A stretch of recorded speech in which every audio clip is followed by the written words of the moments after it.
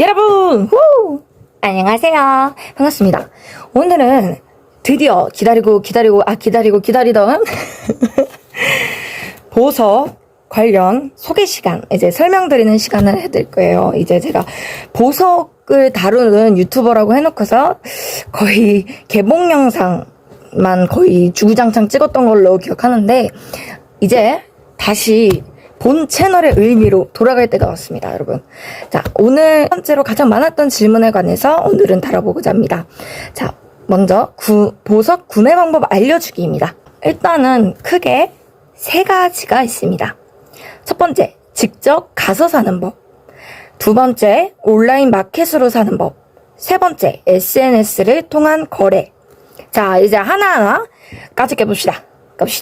첫 번째, 직접 가서 사는 법에 대해 알려드릴 건데요. 일단 직접 가서 사는 법은 일단은 제가 아는 보석 가게가 많은 곳은 종로 쪽이 많고요, 서울에. 그리고 근처 보석 가게를 아니면 들리시는 방법이 있습니다. 일단 이것의 장점으로는 다양한 보석을 볼 수 있고 보거나 만질 수 있습니다. 거기다가 자신이 아끼는 보석을 특별히 파시거나 보여주실 수도 있습니다, 거기 사장님이. 그리고 사기의 위험, 그러니까 모조석일 위험이 훨씬 줄어듭니다.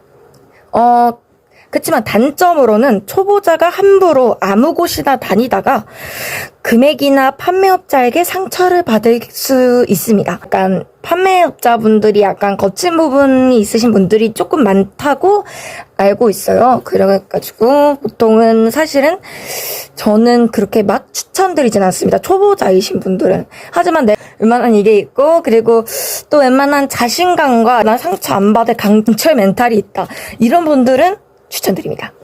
자, 두 번째, 온라인 마켓으로 사는 법. 첫 번째로 이제 가게 이름들을 제가 이제 온라인 마켓, 제가 아는 가게 이름들을 줄줄이 읊을 텐데요. 잘 들어보세요. 황스쟁, 원성나라, 크리스탈 환타지, 힐링젠, 젠힐링샵, 마법상점 이타노르, 스토케이, 크리스탈 코리아, 엔조이 버즈, 디즈조이, 엘리젠, 리미. 이렇게 저는 알고 있습니다. 아, 정말 이름들이 다 너무 어려워서 발음이 약간 이상할 수도 있는데 어차피 자막이 열일해주겠죠?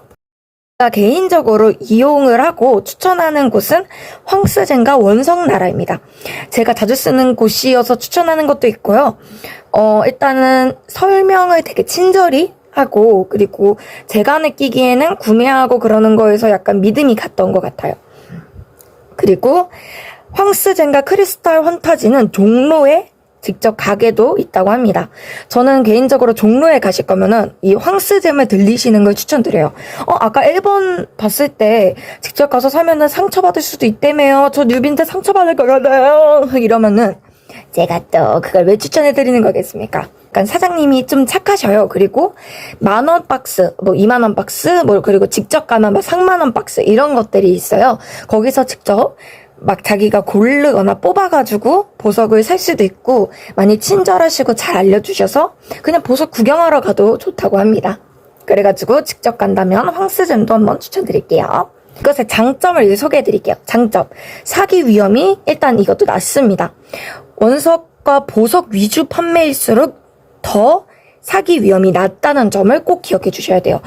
제가 추천해드린 곳 중에서 액세서리나 아니면은 다른 약간 뭐라고 해야지? 약간 요즘 보석이 약간 지니고만 있어도 약간 치유의 능력이 있다, 그러니까 요런 소리가 많이 든단 말이에요. 그래서 그런 거 관련으로 약간 또 부적이나 아니면 다른 것들 식량 거를 좀 파는 온라인 마켓이 꽤 있습니다. 그래가지고 그런 마켓들 같은 경우에는 사실은 같이 파는 보석이 이게 진짜 진품일지 모조석일지는 보석과 이제 그런 거 위주로 파는 가게보다는 약간 현저히 낮을 수밖에 없다는 점, 그거는 기억해 주셔야 돼요. 자, 그리고 외진 지역 사람들도 살 수 있습니다. 저는 지방 사람이에요. 저처럼 지방 사람도 살 수 있습니다. 제가 지방 사람이어서 온라인 마켓을 특히 이용하는 것도 있습니다. 그리고 뉴비들도 편하게 보고 살 수 있습니다. 뉴비들을 위해 설명이, 애초에 뉴비들을 위한 설명이 아니어도 설명이 되게 친절하게 되어 있고요, 보석에 관련된. 그리고 일단은 가격을 물어볼 때 약간 우리 떨리잖아요. 보석은 뭔가 약간 그런 이미지가 있잖아요. 비싸고 약간 좀 완전 막 이렇게 번쩍번쩍해서 뭔가 함부로 갖기엔 좀 사치품이고 약간 이런 이미지가 있잖아요. 그래서 물어보기 약간 좀 창피하고 망설여지고 부끄럽고 걱정되시는 분들에게, 특히 저 같은 뉴비 분들에게는 아주 편할 겁니다. 그리고 단점은 이게 정말 중요해요. 크랙이나 미세한 색 변화 등 사진과 차이점이 있고 크기 유추가 꽤 어렵습니다. 특히 그리고 배송비도 들고요. 일단 유비일수록 크기 유추가 약간 어려운데요. 특히 원형일수록 크기 유추가 어려워집니다. 왜냐면은 이제 많은 유비분들이 많이 오해하시는 게 1mm와 2mm의 차이가 없다고, 크게 없을 거라고 생각하시는 분들이 있으세요. 제가 여기다가 아마 그 관련 아마 사진을 띄워줄 것 같은데요. 보시는 것처럼 생각보다 1mm, 1.5mm 이 정도의 차이도 엄청나게 큽니다. 되게 보는 것도 심지어 큰 차이가 있고요. 3mm나 4mm 정도면은 세팅할 때는 좀 많이 튀는 그런 쪽일 거라고 저는 개인적으로 생각을 해요. 그리고 색 차이도 꽤 날 때도 있고, 그리고 보지 못했던 미세 크랙이나 내부 크랙이 있을 수 있습니다. 자, 그리고 마지막 3번, SNS를 통한 거래입니다. 자, 지금부터 제가 아는 개인적인 SNS 거래가 이루어지는 곳을 최대한 지어짜내서 말해보겠습니다. 트위터, 밴드, 네이버 카페, 당근마켓, 번개장터 등등이 있습니다. 일단은 트위터하고 밴드는 제가 그나마 추천하는 곳이에요. 제가 많이 이용하기도 하고요. 이 두 곳이 가장 활발하게 이루어진다고 저는 알고 있습니다. 네이버 카페나 당근마켓은 제가 이쪽으로 경로를 이용해서 산 적은 없어가지고 사실은 잘 모르겠고요. 그리고 사실은 좀 조심하라고 말씀드리고 싶고, 개인적으로 추천드리고 싶은 곳은 번개장터입니다. 번개장터에 제가 뉴비 시절에는 많이 쳐봤었어요. 이제 많이 초보자 시절에는 보석을 번개장터에서도 살 수 있나 하고 쳐봤는데, 사실 이런 말하기 좀 꺼려지지만 금이나 뭐 은 이런 거는 몰라도 약간 보석 자체로만 의미를 두자면은 사기인 곳과 그리고 금액을 좀 황당하게 규정해 주시는 분들이 많으셨어요. 자, 일단은 장점을 먼저 말해드릴게요. 낮아지는 가격대, 평균 가격대가 좀 낮아지는 편이고요. 일단은.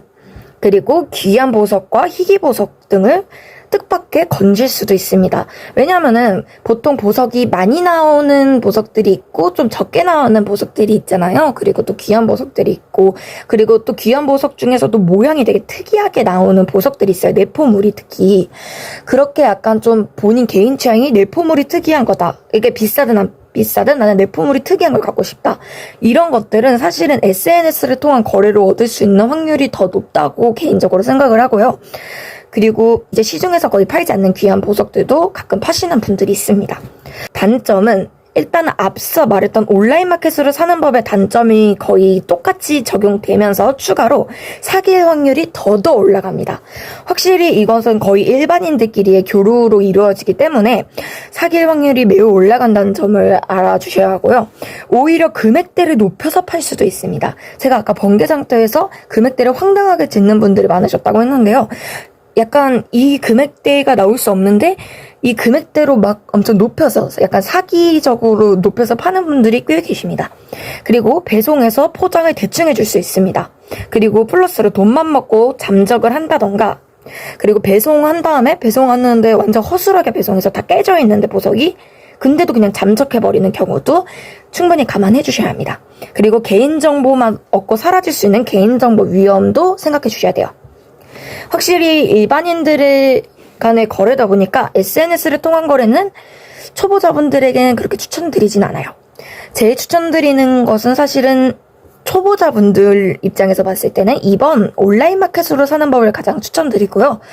그 다음은 1번, 그 다음이 3번이었으면 저는 좀 안전할 거라고 개인적으로 생각을 합니다.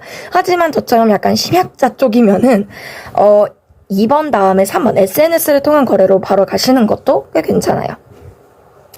사실은 보석의 취향에 따라서도 1, 2, 3번이 좀 크게 바뀔 거라고 생각을 해요. 이거는 제가 직접 어떻게 뭐가 이렇고 뭐가 이렇고 뭐가 이렇다라고 설명드리기보다는 각 SNS를 통한 거래라면 각 어플마다 아니면 매체마다, 그리고 온라인 마켓도 마켓마다, 그리고 직접 가서 사는 곳도 가게마다 또 분위기가 있고, 이렇게 크게 세 곳도 세 곳 만의 약간 분위기가 있어요. 특정한. 그런 분위기들이 있는데 그런 분위기에 맞는, 나에게 좀 더 맞는 분위기를, 그리고 내가 좀 더 편하게 살 수 있고 안정적으로 살 수 있는 분위기다라는 거를 주요적으로 생각하시는 게 중요합니다. 빠밤. 자, 그리고 이제 마지막으로 드리고 싶은 말씀인데요.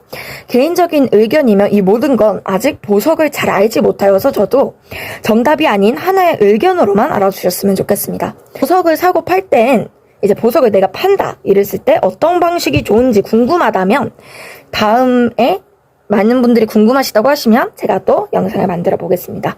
그리고 어디에서 사는지 간에 믿음이 가는 곳인지, 특히 리뷰, 댓글, 판매했던 흔적들을 꼭 보셔야 돼요. 잘 봐야 돼요. 잘 보시고 해당 보석들의 평균 가격, 캐럿과 품질을 봐가면서 비슷한 같은 보석의 이제 평균 가격을 보고 구매하시고요. 그리고 될 수 있다면 감정서가 있으면 매우 좋습니다. 가짜 감정서인지 대조는 필수입니다. 기억하세요. 물론 감정서가 있으면 일단은 기본적으로 진품의 가능성이 좀 많이 뛰긴 합니다. 그리고 감정서가 있다고 이제 거래가 되는 경우에는 금액 자체가 좀 뜁니다.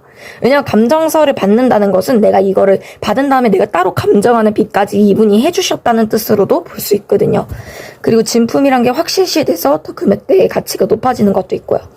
그래서 이 점도 유의해주세요. 자, 그래가지고 보석 설명은 이제 잘 읽고 그리고 잘 물어보시고 모조석인지 보는 거 중요합니다. 그럼 여러분들 좋은 보석 취미 생기셨으면 좋겠고요. 감사합니다.